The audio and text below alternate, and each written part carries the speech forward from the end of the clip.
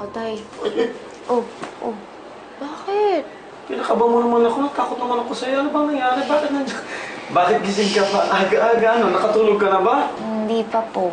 Kasi nagising po ako kanina. Tapos lahat na talaga ginawa ko pero hindi pa rin ako makatulog. Ay, naku anak. Ano bang iniisip mo?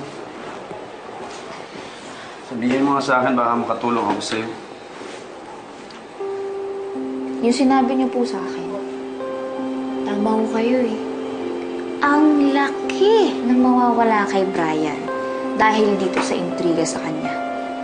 Yan, tagal niya pinaghirapan tong karir niya.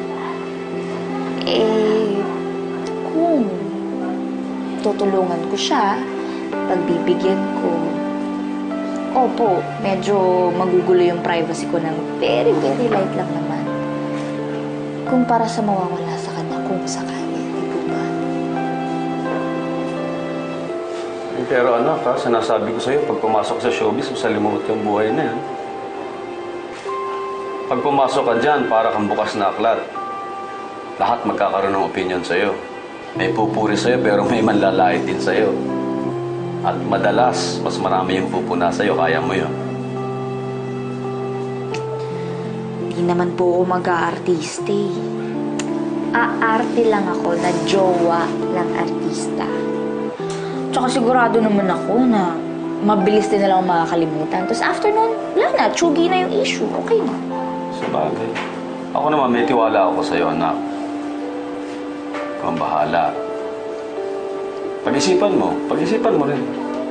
Kasi kung ano naman maging desisyon mo susuporta naman ako sa'yo. Talaga? Oo naman.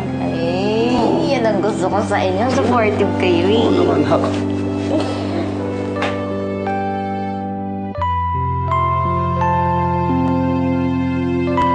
Panginoon, maraming salamat po at buo ulit kami ngayon na mag-anak at maraming salamat din po dahil malayo kami sa sakit. Maraming salamat, Lord, sa panibagong lakas na magagamit natin sa maghapon.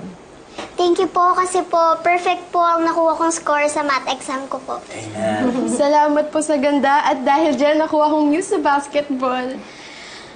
Ako po ay nagpapasalamat sa napakasayang pamilya na meron ako ngayon at napakaunawaing mga magulang. Dahil alam ko naman na iintindihin nila ako kapag sinabi ko na tutulungan ko si Brian. In Jesus' name we pray, Amen!